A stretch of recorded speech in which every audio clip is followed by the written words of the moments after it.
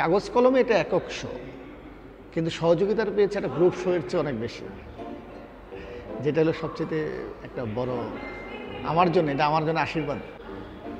আমার inner spirit শিরোনামে যে এক্সিবিশনটা আমার হচ্ছে বা যেটা চলছে, সেটা মূলত গতি এবং স্পিরিট নিয়ে আমার কাজ। ষাঁড় এবং ঘোড়াকে বিষয় করে এক্সিবিশনটা। তো শুধু ষাঁড় আর ঘোড়া নয়, যে কোনো গতিশীল বিষয় আমাকে খুব স্পর্শ করে। আর এই কাজগুলি আমি শুরু করেছি 2020 সাল, অর্থাৎ করোনার সময়টা থেকে। করোনা থেকে 2024 সাল, 2024 সালে আমি এই প্রদর্শনীটা করছি। যদি আরও পরেও আমি এক্সিবিশনটা করতাম, তাহলে 20 সাল থেকে আমি সময়টাকে ধরতাম। সে কারণটা হলো 20 সাল আমাদের সমস্ত পৃথিবীব্যাপী একটা বাজে সময় গিয়েছে করোনা মহামারীর মধ্য দিয়ে। সেই সময়টা আমরা খুবই মানসিকভাবে হতাশাগ্রস্ত এবং মানসিক বিপর্যয় একটা সময় কাটিয়েছি। করোনার সময়টা পার করার পরপরই আবার যুদ্ধ বিগ্রহের মধ্য দিয়ে সামাজিক, রাজনৈতিক, অর্থনৈতিক একটা বিপর্যয়ের মধ্য দিয়ে আমরা যাচ্ছি সমস্ত পৃথিবীব্যাপী। সেখানে এবং মানুষের নৈতিকতারও একটা বিপর্যয় ঘটছে। এই যে সামাজিক অবক্ষয়, রাজনৈতিক অবক্ষয় সমস্ত পৃথিবীব্যাপী, এর বিরুদ্ধে টিকে থাকতে হলে দরকার শক্তি, পাওয়ার, স্পিড দরকার। সেই জায়গা থেকে আমার এই কাজগুলি করা। তো এই গতি আর স্পিডের তো লাইন দিয়েও হয়, তাই না? একটা লাইনের মাধ্যমে একটা গতি হতে পারে সমস্ত সারফেসে। শুধু একটা লাইনও যদি দেওয়া হয় একটা কালারের মধ্যে, সেখানেও গতি স্পিড বোঝানো যায়। আমি জাস্ট এখানে একটা সাবজেক্টকে ক্রিয়েট করেছি, যেটা নান্দনিকতার জায়গায়ও দরকার এবং এই সাবজেক্টটাও মানুষকে স্বপ্ন দেখাতে সাহায্য করে। সেটা একটা বিশেষ ব্যাপার।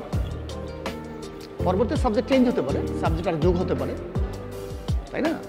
সময়ের সাথে সাথেই প্রত্যেকটা শিল্পীর, প্রত্যেকটা মানুষের কিন্তু সব কিছুই চেঞ্জ হয়, পরিবর্তন হয়।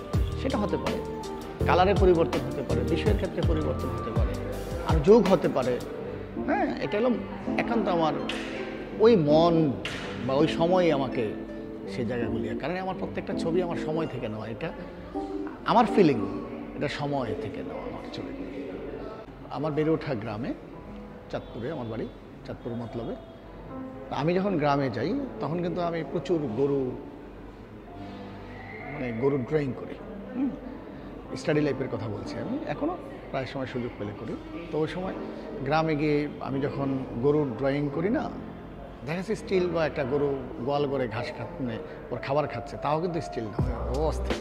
হুট করে দেখা যাচ্ছে পা নাড়তেছে, লেজ নাড়তেছে। তো আমি ওই পার্টসগুলি না, ওর পা নাড়ছে, ওই পায়ের ওই জায়গাটুকু আমি সাথে সাথে মুভ করছি আমার পেন্সিল দিয়ে। এখানে অসংখ্য লাইন পাওয়া যায় এবং একটা স্পিড, ওই পায়ের মধ্যে একটা স্পিড, পার্টসগুলির মধ্যে একটা স্পিড পাই। সেখান থেকে গতিটা আমার কাছে অন্যরকমভাবে উপলব্ধির জায়গাগুলি আমি সেখান থেকে খুব ভালোভাবে। আসলে এই এক্সিবিশনটা একক হলেও আমি দলীয় একটা সাপোর্ট পেয়েছি, এটা আমার জন্য বড় পাওয়া। হ্যাঁ, যেমন এই এক্সিবিশনটা কিউরেটিং করেছেন আমাদের অনুকূলদা একদম শুরু থেকে একদম আমাকে কীভাবে ছবি বাঁধা থেকে শুরু করে সমস্ত জায়গাটা হেল্প করেছেন। এটা আমার জন্য একটা বড় পাওয়া। অনুকূলদার মতো একজন আর্টিস্ট, মোহাম্মদ ইউনুস স্যার আমাকে খুব ভালোভাবে উৎসাহ দিয়েছেন, রণজিৎ দাস স্যার, শিল্পী বীরেন সোম স্যার, আনিসুজ্জামান স্যার থেকে শুরু করে, তারপর শিল্পী সমীরণ চৌধুরী স্যার আছেন। এভাবে আমার ফ্যামিলি থেকে শুরু করে এখানে সকল আর্টিস্টদের কাছেও প্রত্যেকে আসলে আমি এখানে আরেকটা কথা একটু বলে রাখি। এই এক্সিবিশনটার ক্ষেত্রে আমাকে স্পন্সর করে সহযোগিতা করেছেন, যেটা না বললেই নয়, এটা আসলে বলাটা আগেই দরকার ছিল। সেটা হলো মঈন ফাউন্ডেশন। হ্যাঁ, মঈন ফাউন্ডেশন আমাকে খুব ভালো একটা স্পন্সর দিয়েছেন, যেটা দিয়ে আমার এক্সিবিশনটা খুব সুন্দরভাবে ওনার কাছে আমি অনেক বেশি কৃতজ্ঞ যে মামুন ভাইয়ের একটা ভালো সাপোর্ট ছিল। মামুন ভাই আমাকে এক্সিবিশনটা করার ক্ষেত্রে খুব সহযোগিতা করেছেন, যে আসলে আমি এই এক্সিবিশনটা যাতে করি। আমি হয়তো মামুন ভাই আমাকে অনেক বেশি উৎসাহিত করেছেন এক্সিবিশনটা করার ক্ষেত্রে। এটা আমার জন্য বড় একটা পাওয়া ছিল। মামুন ভাইকে অনেক অনেক ধন্যবাদ। আসলে আমি এটা ভাষায় বোঝাতে পারবো না।